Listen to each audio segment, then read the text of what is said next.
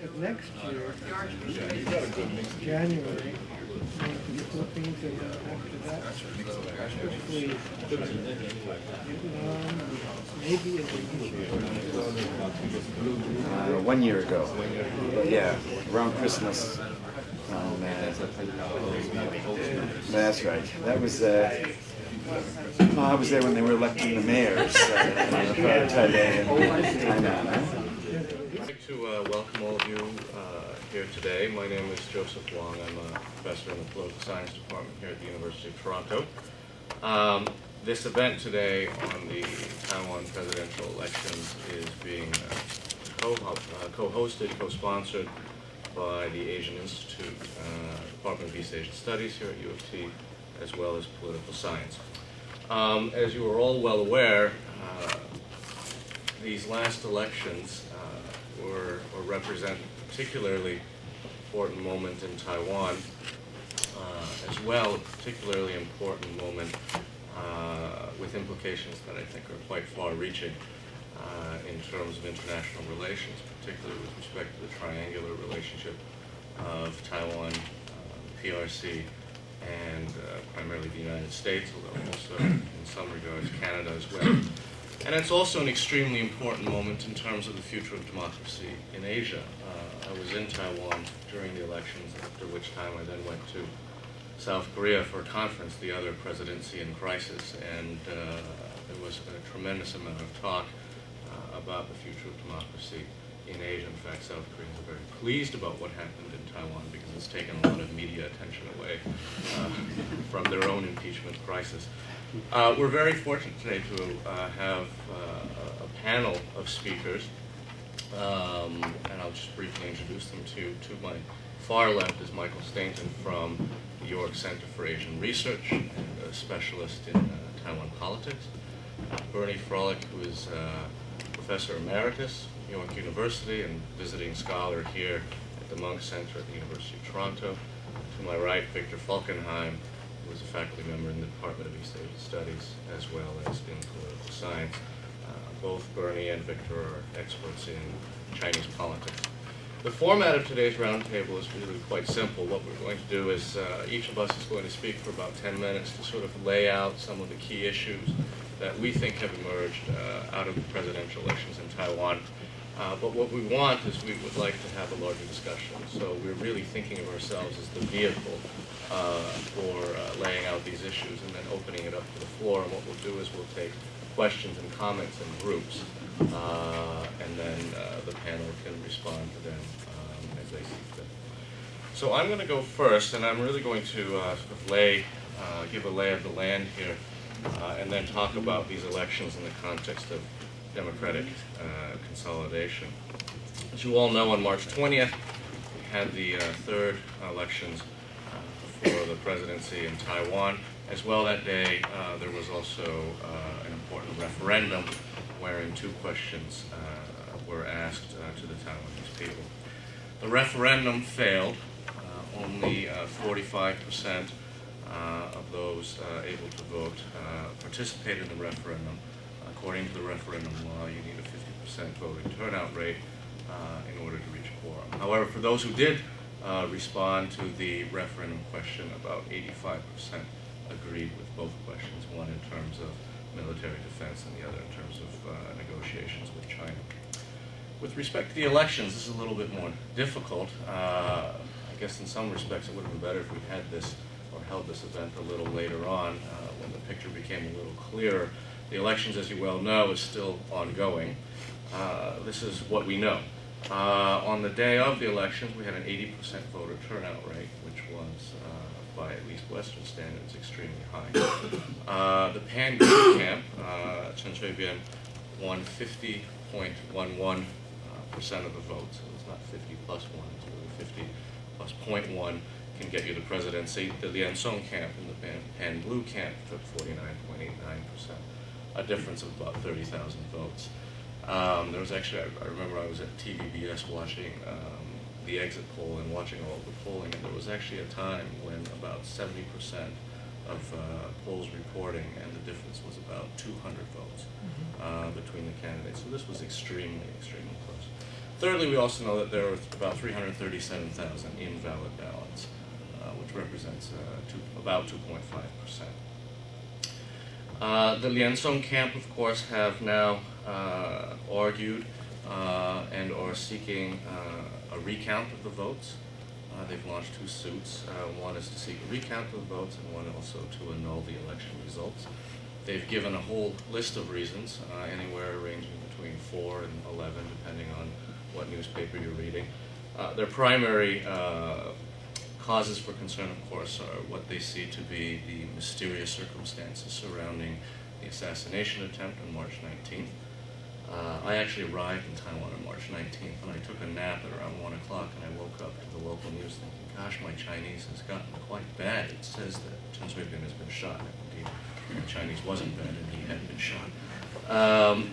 The second cause for concern amongst the Pan-Blue supporters is the what they claim to be the inability of a large section of military personnel from voting on the day of the election. Third is the alarmingly large number of invalid ballots. And fourth, a whole host of irregularities that they've cited. Essentially, and it is quite tragically ironic that the KMT, the chairman of the KMT, has been quoted as saying that, making charges that it's unfair that the ruling party should use dirty tricks to win elections. I say it's tragically ironic because he's the leader of the KMT. In terms of winning and losing, the real winner, the academic rhetorical device is always to say the real winner is Taiwan's democracy. Although I think that is still up for debate, and we're going to talk about that today. The real winner in terms of actual numbers, I would suggest to you, is the Pan-Green camp. According to the 2000 election results, Chen Shui-bian took 39% of the vote, James Song 37%, and Han Zhang 23%, which clearly shows that in order for Chen Shui-bian to have won these elections, he really had quite a bit of ground to make up. And in fact, the polls, at least the official polls prior to the elections, showed that at one point, in fact, President Chen was behind the polls by about 20%. As we got closer to the election, particularly after the large 228 rally, the polls had narrowed, but still showed the KMT to likely win the presidential elections, or the Pan-Blue camp to likely win the elections by about 8 to 10%. In fact, sources of mine within the DPP recounted to me that on the morning of the elections, they were really ready to concede defeat. It was inconceivable for many of them that Chen Shui-bian would be able to win. I say the real winner is the Pan-Green camp because they really did narrow the gap. And they really did narrow the gap, particularly in the north, which is a geographical area that is not typically associated as being a DPP stronghold. Of course, the KMT, or the Pan-Blue camp, did win most of the northern region, but the margin by which they won was considerably less so than in years past. And in fact, as well, with respect to the recount issue, it's in my opinion that even with a recount, the Pan-Green camp will still win. If any of you, for those of you who have participated in these international observer delegations, know that the vote counting process is painstakingly slow, seems to be inefficient. Every ballot is held up, read out loud. Party representatives from all contending parties are there, checked before the actual ballot is then checked. So it's at least from my opinion, it's inconceivable how anyone can make up 30,000 votes as a result of a recount. In terms of actual data, this is still unavailable to us. There are many exit polling outfits in Taiwan, and the data is yet to come out in any meaningful form. So it's very difficult for us to actually get a sense of how to explain these election results, but I'll offer some speculative thoughts as to how the Pan-Green won. One reason we see the Pan-Green camp winning is, in many respects, of course, money politics continues to exist in Taiwan, to be sure. As of March 18th, 2,000 counts of vote buying had been reported to the Ministry of Justice, which is not insignificant, although in the context of Taiwanese democratic politics, much better than in the past. And so for many people then, they see the decline of money politics as being correlated with the decline of KMT factional politics at the local level and the ability of the KMT to garner votes through the factional networks at the local level.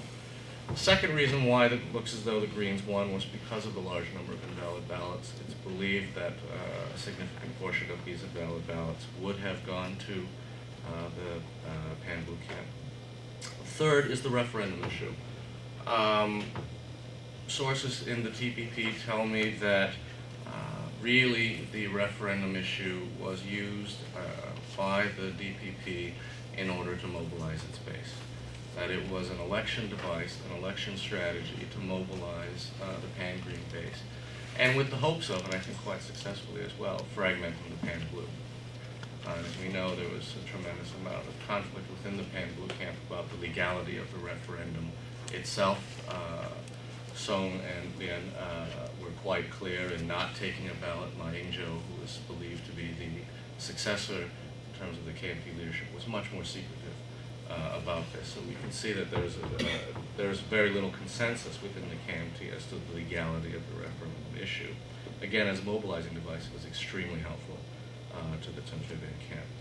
And fourth, the shooting and the assassination attempt of March 19th. And we can discuss the veracity of the assassination attempt and all of the corresponding conspiracy theories that have emerged subsequent. But the shooting did matter. It mattered in two ways. In one way, it did, I think, garner and gain the DPP sympathy votes, votes for Chen Shui-bian. As well, and the KMT and the Pan-Blue camp is a little less willing to recognize this, their reaction to the shooting, particularly the comments made by Sissy Chen, really, I think, turned the minds of some of the middle voters in Taiwan. That they were just not at all pleased with the reaction of the KMT, that it was viewed as inappropriate. And there is a large number of middle voters in Taiwan that could have swung either way. And I think that this was, the reaction of the KMT was one such factor that had them swing towards the Chen Shui-bian camp. Of course, then, we also have to ask how the Blues lost this election. Going into the election, most observers, in fact, at a dinner before the election, there were nine of us, and we went around the table predicting who would win the election. 6 out of 9 of us thought the KMT would win. Certainly the polls showed that to be the case. So it's, I think, very fitting to ask, how did the Blues lose this? I think in one respect, there was a tremendous amount of overconfidence on the part of the Pan Blues, which led to a less strategic electoral campaign. In many ways, and they've in fact cited this over and over and over again, they assumed that the sum of the votes for Lian Zhan and James Soong from the 2000 election should equal presidential victory for the Lian Soong ticket. I think in many ways the Soong supporters were there. I think the Soong supporters are either in love with James Soong the person, or hold to a particular ideology, political ideology that Soong appeals to. I think, however, that Lian Zhan's support base was always weak, particularly after the KMT's defeat for all intents and purposes during the legislative elections of 2001. So there were a lot of supporters that had supported Lian Zhan in 2000 that could have swung towards the DPP. Second reason why the Blues lost, I think, is because the alliance between James Soong and Lian Zhan was odd to begin with. And it became apparent to many Taiwanese voters that the future governance of Taiwan might be threatened through this rather odd alliance of two presidential or former presidential candidates who, for all intents and purposes, don't like each other. Third reason is the KMT, because of their overconfidence, some would even say arrogance, failed to control the agenda during the elections. Really, it was the DPP who dominated the political agenda throughout the electoral campaign. The DPP was able to take many of the issues. The KMT demonstrated little policy originality. With respect to the economy, which was one way in which we had expected the KMT to go after the Chen Shui-bian administration, Again, there was very little by way of original policy solutions that the KMT was suggesting. The rhetoric that was spun out of the KMT camp was largely that the Chen Shui-bian administration is just simply incapable, and that the KMT has demonstrated over the last 45, 50 years that it is indeed capable of managing the economy. Last thing that I want to talk about is this notion of democratic crisis. I mean, I do research on democratization in Asia, and one of the main questions that have emerged out of these elections is democracy in crisis in Taiwan. Is it, as Song and Lien supporters demonstrated on last Saturday, is democracy dead, as they have suggested in some of their placards? Certainly, if one reads the Beijing press, the Singaporean Straits Times, and even some of the Hong Kong news, much of the writing and editorializing suggests that democracy in Taiwan is problematic, democracy in Asia is potentially problematic, and that in fact what we've seen in Taiwan is tremendous polarization. I would suggest, and I'm going to put this argument out on the table, that this is not a crisis at all. That democracy is not dead. That the processes of democratic consolidation are continuing to develop unabated in Taiwan, and for several reasons. One, for the most part, the resolution of this particular crisis is being played out by the rules of the game. In fact, in many ways, some might say that Chen Shui-bian has adhered to the rules of the game in order to frustrate the KMT, who is essentially demanding that the president, by executive order a recount immediately. But the process is being played out according to the rules of the game. Second of all, these sorts of bumps in the road are part and parcel of all processes of democratic consolidation. One of the things that we have learned, and in fact, if one thinks of democratization as a continually learning process, one of the things that we've learned, quite simply, is that in close elections, you have to have some rules that accommodate these close results, and this is what they're doing now. This is what they're working on, and again, this is part and parcel of the process of democratic learning, democratic consolidation, and they're making new institutions, hopefully, to ensure that this type of crisis won't happen again. Thirdly, I really don't see this as polarizing as the popular media, both in Asia and abroad, would suggest. That in fact, there's a tremendously large middle voting base in Taiwan that has been relatively silent about this. In talking to the layperson in Taiwan, most people are saying, look, the elections are over, and it's now time to look forward to the next election and remobilize. I think that really is the consensus view amongst a very large portion of voters in Taiwan, and what we're seeing on television is really a marginal base, is really an extreme base, one that's extremely well mobilized, one that is extremely angry, but one that is not part of the middle voter. So I really don't see this as tremendously polarizing and of crisis proportions. Does not mean, however, that there are no challenges ahead and challenges inherent to all politics of democratic consolidation. Challenges for both the Pan Blue and Pan Green. I'll start with the Pan Blue. I think the Pan Blue has really handled this quite poorly. Dian Zhan made his announcements and his proclamations before even the election results were formally announced, which was not insignificant in the minds of many Taiwanese voters, and this has led many to interpret these actions as being whiny and sour grapes. Second of all, in this hastiness, the Pan Blue camp has also launched, I think, two quite contradictory suits. One demanding a recount and one demanding the nullification of the election results. I was at a press conference in Taiwan, and one of the international media people asked, you've asked for both a recount and an annulment of the election results. In the event that in the recount you do win, are you still going to ask for an annulment of the election results? To which there was no clear answer. The answer was largely scripted.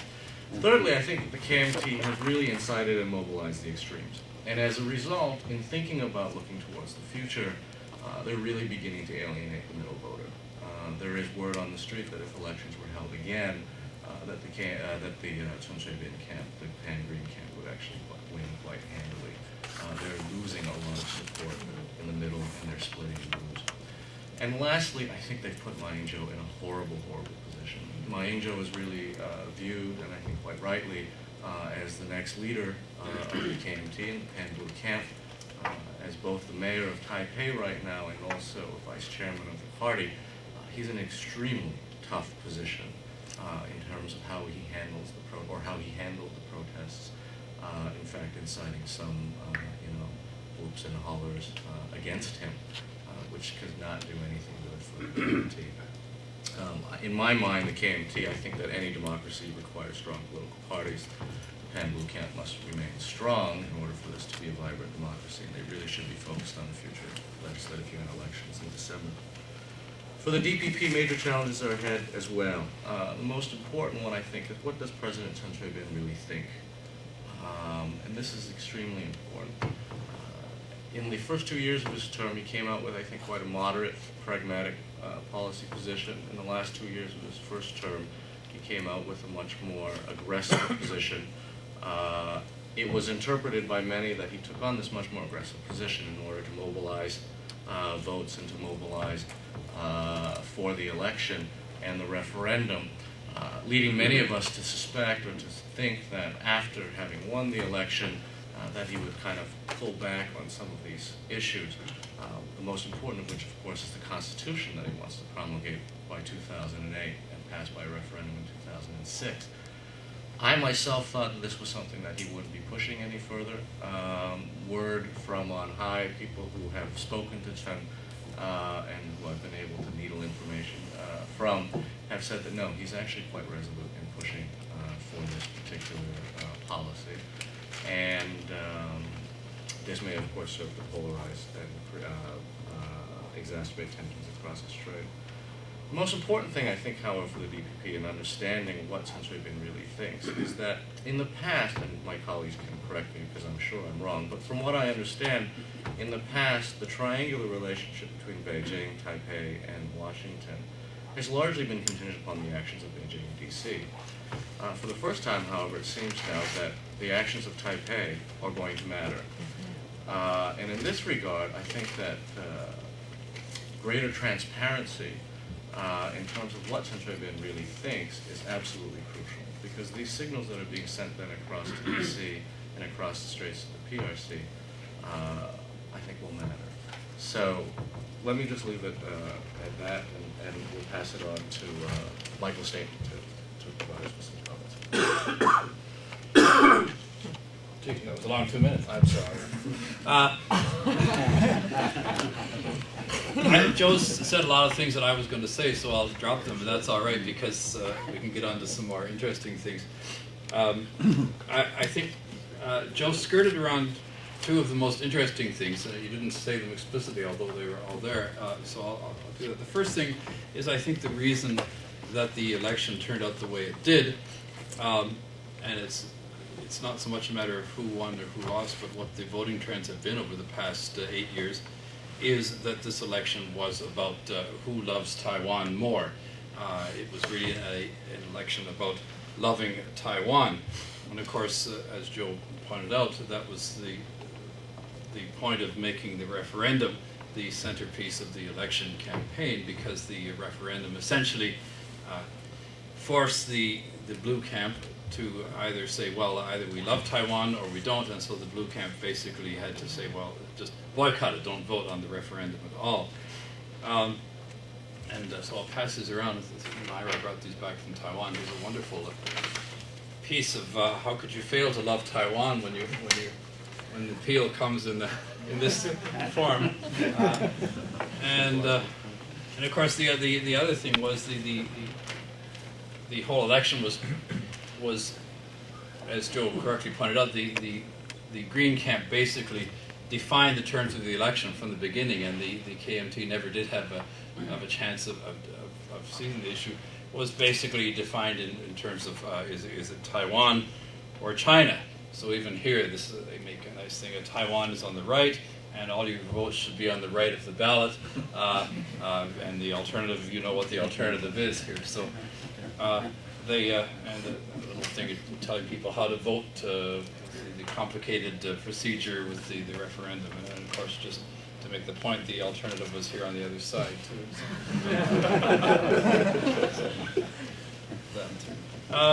The other thing was that the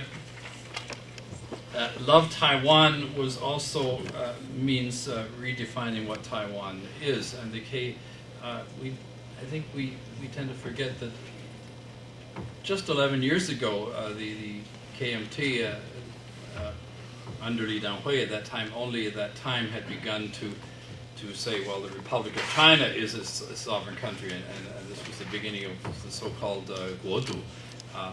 But in that same year, the DPP had presented a large policy paper, ironically under Xu Xinliang, who ended up supporting the blue camp in this election, emphasizing that Taiwan was a multicultural, multi-ethnic nation and not simply a branch plant of China. And so the 228 Hu Taiwan human chain from north to south emphasized the multi-ethnic nature of Taiwan. This is one of the little headbands they passed out. And in the whole human chain, they emphasized this multi-ethnic nature of Taiwan too, by having the chain beginning with people standing in the sea in Geelong, were Dao Aboriginal people, and at the end of the chain in the south in Pingdong also were Taiwan Aboriginal people. So emphasizing the multi-ethnic nature of Taiwan as a contrast to China. So you can pass that around and you do a cartoon of all the different supposedly ethnic groups in Taiwan. And so the high point of the DPP, or we should say the Green Campaign, because of course it was both the DPP and Li Danghui with his now Li Danghui KMT, or Taiwan Solidarity Alliance, against the Blues, was this 228 human chain, defend Taiwan human chain from north to the south. An incredibly emotional and theatrical event. Sort of a patriotic love fest, but of course this was also the high point of their election campaign. A week later, the KMT also mobilized approximately 2 million people for their final rallies, but as Joe pointed out, they really didn't have a central theme for this rally. It was just change the president and save Taiwan, which was really a pretty weak sort of slogan. And in the end, of course, both Lin and Sung had to literally kneel to the DPP campaign and kneel down and kiss the ground to show that they love Taiwan too. Really, of course, I'm not neutral in these matters. I've always been a fan of the DPP. But I mean, even in the fall, when Chen Shui-bian was way behind in the polls, I was still quite confidently saying the DPP will win, because the election isn't going to be about the economy or about the legislative program or anything else. It's going to be about who loves Taiwan more, and in the end, the DPP will win on that, and they certainly did.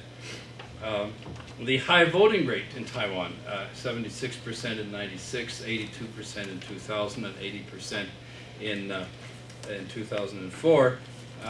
I would say is linked to this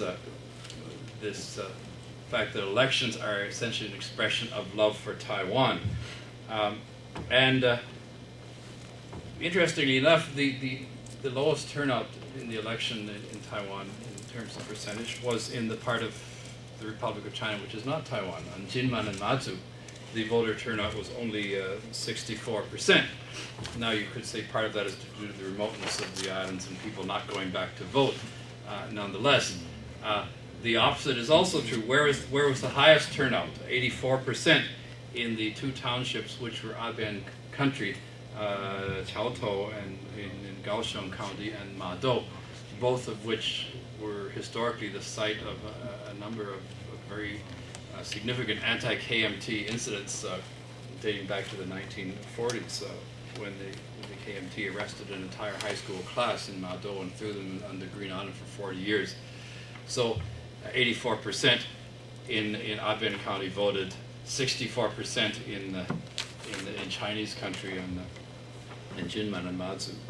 So we can say that elections in Taiwan certainly are an expression of a very vibrant democracy, but they're also a communal mass affirmations of Taiwanese identity, almost a religious, in a Durkheimian sense, a religious sense of society worshipping itself. And so you see this in the mass assemblies, 2 million people in these huge rallies from around the island for both parties. The last weekend, the DPP had 500,000 to 600,000 people in Kaohsiung alone in its big rally. After the election, the Blue Camp had up to 500,000 people on Katagerland Boulevard in the north. Perhaps up to, depending on how many came back from China, which you really don't know, up to 100,000 Taiwanese came back from North America and other places to vote in the election. Of course, they weren't paid to do this. They paid their own good money to go back and vote and work to express their love for Taiwan. And the extremely totalizing nature of these elections is also expressed in this new disease which they have in Taiwan called electionitis, where people are going to the doctors and asking for tranquilizers to get them through, literally, to get them through the fever of the election. The one paper reported that there were perhaps 2 million cases of family conflict, because within families people were supporting different sides, and husbands and wives weren't speaking to one another. That even after the election there were suicides because of the Blue Camp losing the election. So elections are more than a democratic process in Taiwan. They are an almost religious mass assembly affirming Taiwanese identity. And this is really why elections are so threatening to China in Taiwan. They're not just elections which threaten China from the perspective of democracy. They are affirmations of Taiwan's non-Chinese identity. Well, Joe mentioned some of the voting trends, and just to review that again, since 1996, the Blue Camp total vote has dropped by over 2 million votes, and that's out of 13 million people who vote in approximately each election. And of course, the green side has gone up by also well over 2 million votes. So that even if the DPP had lost the election, which was possible, they essentially have won because they have continued to steamroll ahead in terms of the popular vote. And as Joe also pointed out, they didn't just win in the south, they also took large bites out of the KMT support in traditional KMT areas. So, for instance, in Taipei City, since 1996, the KMT vote, and I'm talking here in terms of all the Pan-Blue, so in 1996 that includes Li Danghui, Lin Yanggang, and Chen Liuan, who also supported the blue side in this election. The blue vote went from 75% in 1996 to 61% in 2000 to 56% in 2004, and the DPP vote went up conversely. In Kaohsiung, which we now see is a DPP stronghold, but it wasn't. In 1996, the Blue Camp got 72% of the vote, dropped to 54% in 2000 and to 44% in 2004. And then to look at two KMT strongholds, one where vote buying is still very much a common practice, Taidong County, where I lived and watched vote buying through a number of elections. In 1996, the Blues got 86%, 2000 dropped to 76%, and 2004 dropped another 10% to 65%. In Hsinchu County, seen as a blue stronghold because of the Hakka vote, also in 1996, the Blues got 89% of the vote.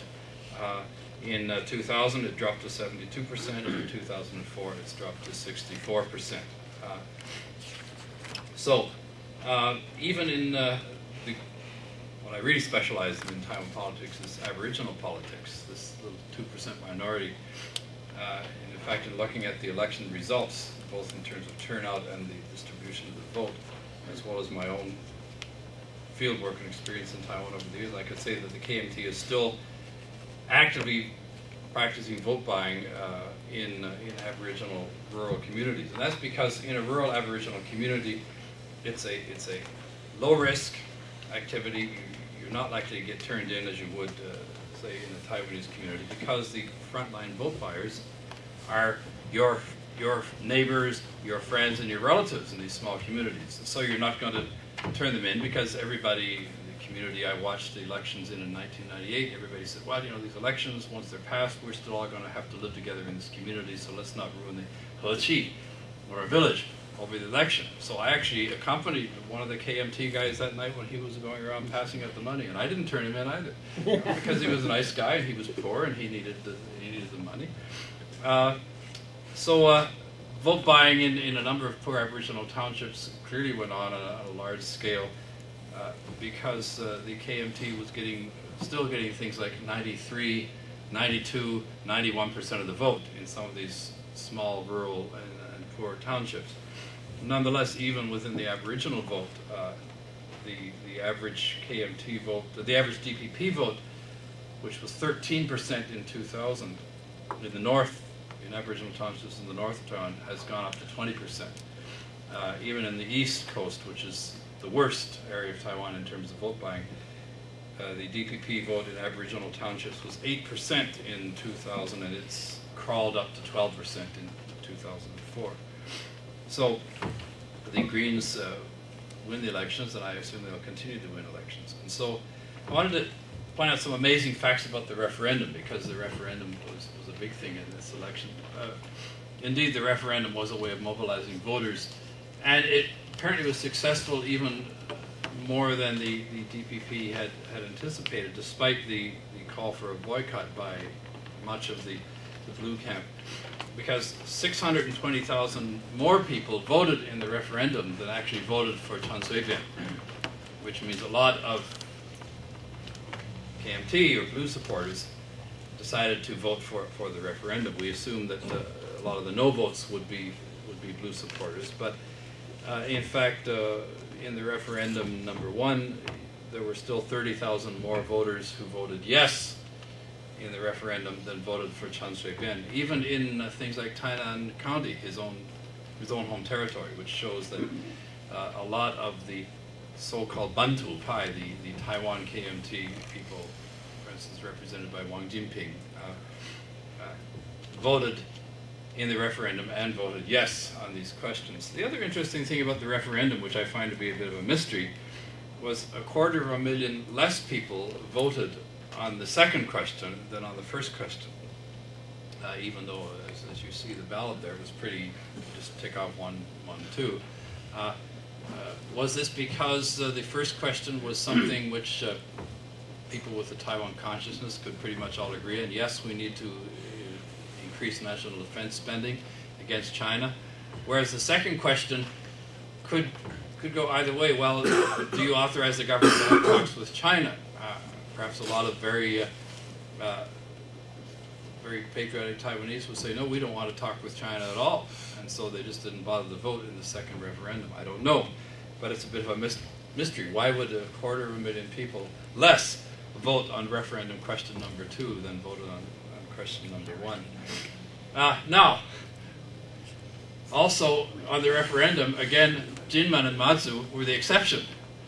More people, in fact, over twice as many people on Jinmen and Matsu voted for Chen Shui-bian than even voted in the referendum, which I found really funny, because that's not Chen Shui-bian territory at all. And another interesting thing about the vote in Jinmen and Matsu was that the highest rate of invalid ballots was also in Jinmen and Matsu, 3.25%. Now, invalid voting in Taiwan has always run about 9 to 1.2%, although in some areas, I was looking back at some of my records, in the legislative election in Taitung County in 1994, it actually was an 8% invalid voting rate, perhaps because of the complexity of the ballot. So the invalid vote is something we might discuss, and I've actually I have a little handout here. I only have a few of them for people who are interested in my take on the invalid vote. But for the purpose of discussion, I'll throw out a few predictions and end up with some predictions about Taiwan and China, which I know is a concern for this seminar. First of all, the DPP, allied with the Taiwan Solidarity Alliance, can certainly gain a majority in the legislative elections, which are coming up in December, and so the campaign has already started. Until then, the deadlock in the legislature and wrangling will continue.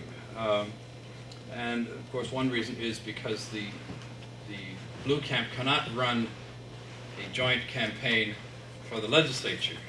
Sung is going to have to run his candidates, and the KMT are going to have to run their candidates against one another. Secondly, Lin Jian will certainly be stepping down and joining the other people who have incurred the displeasure of Li Denghui in the retirement home, Lin Yangang and Hao Bo-chun. So now the interesting question is who will succeed him, and in what way. And it looks like Ma Ying-jeou will succeed him, and Ma actually came out looking very good last Sunday, because up until Sunday nobody really knew what the Blue Camp wanted. As Joe pointed out, they want the election annulled, they want a recount, they want a judicial recount. No, the judiciary isn't any good. We want an administrative recount. No, that's no good either. We want the president to declare a state of emergency, and so on and so on and so on.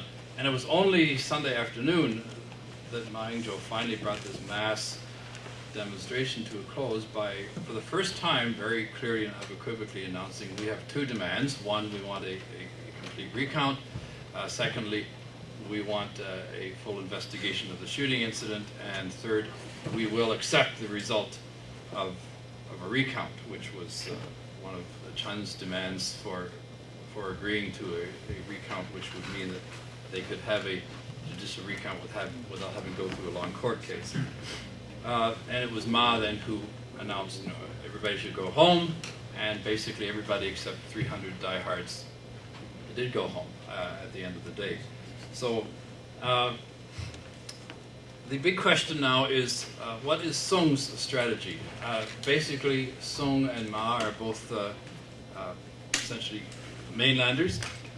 If Ma Ying-jeou becomes the leader of the KMT, then Sung Chu-yu vote base for his party and his hopes for another presidential run, and he's young enough to do it again in 4 years, are threatened. So I think one of the reasons for the continuing demonstrations and a certain amount of chaos in the streets is the fact that Sung Chu-yu is that Lin Jian didn't want to retire, and the only way you can keep the long knives from coming out is to keeping everybody focused on the opposition, instead of saying, hey, you've lost 2 elections in a row, maybe it's time, to give up. But Sung Chu-yu would really have an interest in continuing chaos as well. If you continue to polarize the vote, the Bantu Pai of the KMT are going to drift over towards Li Denghui's Taiwan Solidarity Alliance.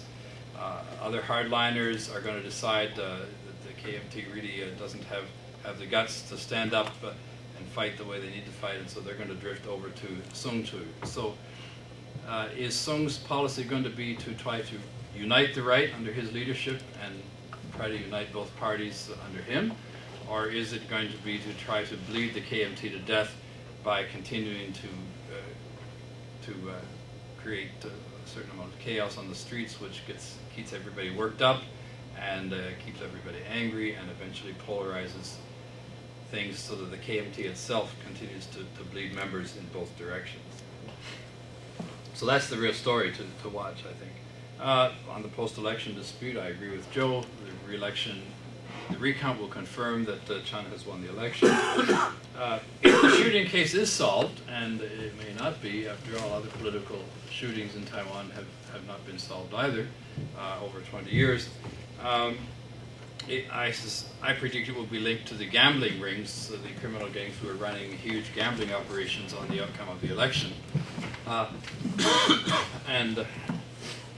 So this won't make any difference even if there is a final solution to the shooting, because it won't stop conspiracy theorists any more than the Warren Commission stopped conspiracy theories in the United States. On Taiwan and China,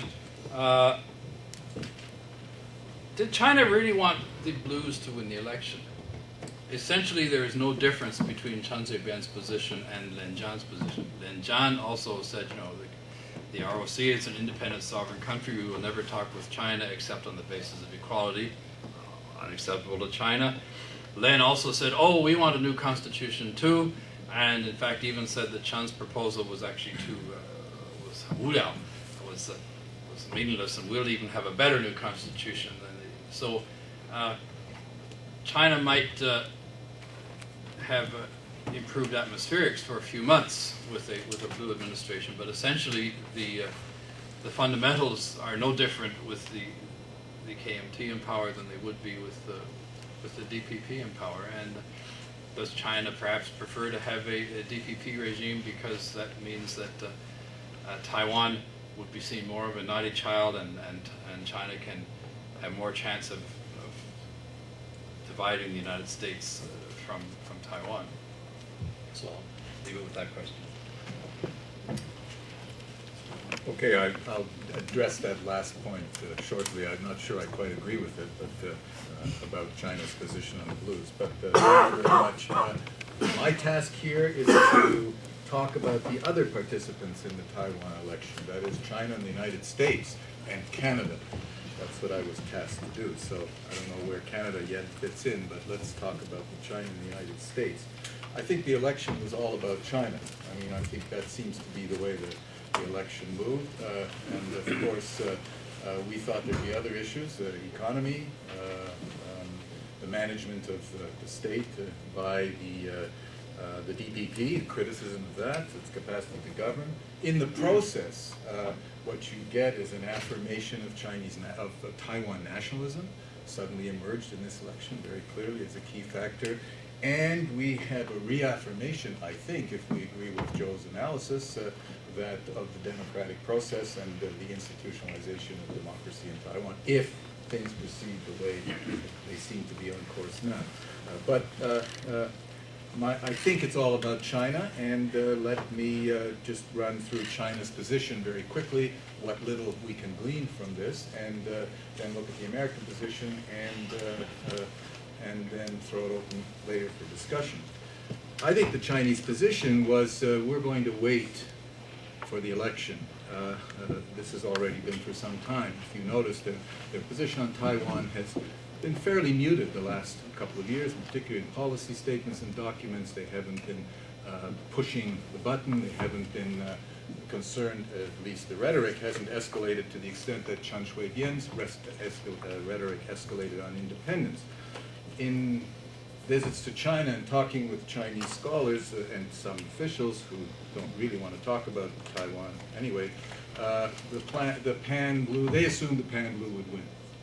And if that happened, they would be able to have some chance to get back, negotiate. Perhaps the strategy might change somewhat, although difficult on the Chinese side. So I think that's an important point. There were some Chinese who said, be very careful, don't assume anything about the Pan Blue winning, because nationalism is a very powerful tool, and the DPP will play the nationalism card. That was told to me last year by a number of Chinese Taiwan experts. Other people in China said, it's okay, the economy will help us. The increased interdependence between China and Taiwan is working to China's favor.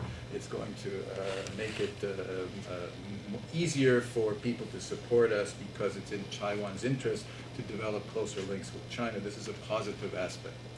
Okay, that's the first point. Secondly, they did then begin to put, once the referendum was brought out on the table, they began to put pressure on Chen not to proceed with the referendum and to water it down. And ultimately it was watered down. Whether they consider that to be a victory or not, the fact is it did happen with American support.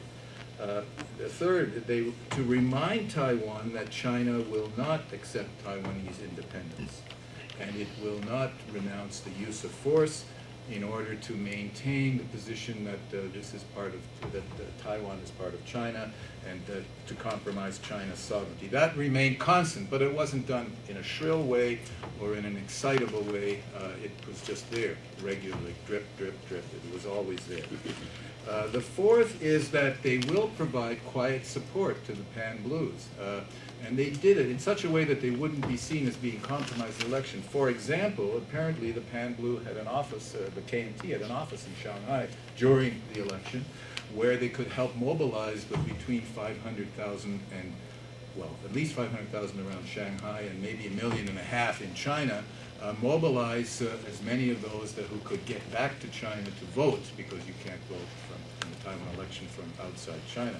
So they allowed that office to be there. They also, from what I gather, helped to mobilize, get support, get these people to the transportation facility so they can get to vote in the mainland, to vote in Taiwan. So there was some quiet support, but it was very carefully managed. The Chinese lobbied with the Americans to step in and mediate with the Chinese, with the Taiwanese. This is the first time there's been a public, in a sense, statement that this did happen. There may have been mediation attempts before by the Americans, and I think we know of some of them, or there are some of them, but this was always done out of the public eye. This is the first time it was clearly seen as a publicly initiative that the public, enough people were aware of. This happened, at least we know for sure, in February. When Secretary Powell shook hands with Chen Shui-bian, sometime, I can't remember when that was an interesting event, because while the Chinese were upset about it, they weren't that upset about it. They let it go ultimately with some mild protests. And that's interesting too, because in the past that probably would not have happened. So the Chinese maintained a low-key approach to the election. There were no splits in the Chinese position, unlike in the mid-90s when people argued there were hawks that wanted to shoot missiles and did shoot missiles across the strait and so forth. This time, you couldn't really get a sense of any particular dispute within China on this. It was a low-key position. There were no saber rattling, no missiles. There was some concern. Some Chinese complained that the slogan in the election that the DPP put forward, that a vote for Lianzhan is a vote for China, and a vote for Abian is a vote for Taiwan, was unfortunate, and they didn't like it. But it was difficult to get around that, and that was an important issue. Now, another issue that may have had some effect, and we don't know, and I don't know, I'm just throwing it out, is the Hong Kong situation.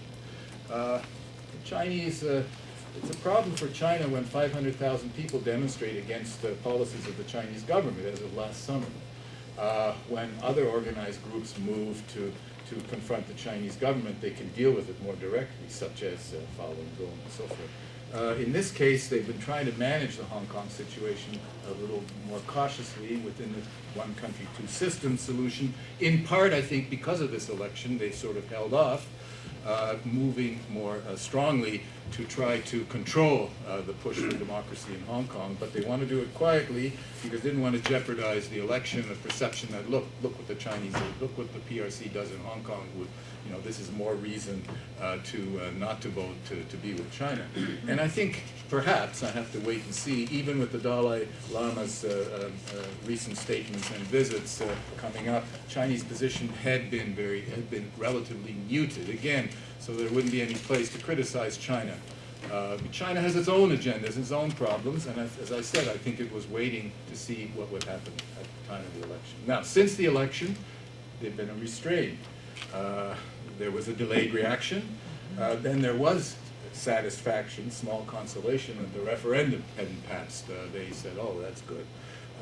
And one of the points about that referendum, of course, is that I understand that the Kuomintang, the Blue Alliance, asked its supporters not to vote for the referendum. So if he didn't get 50% vote, in good part it's because the Kuomintang supporters didn't vote for it.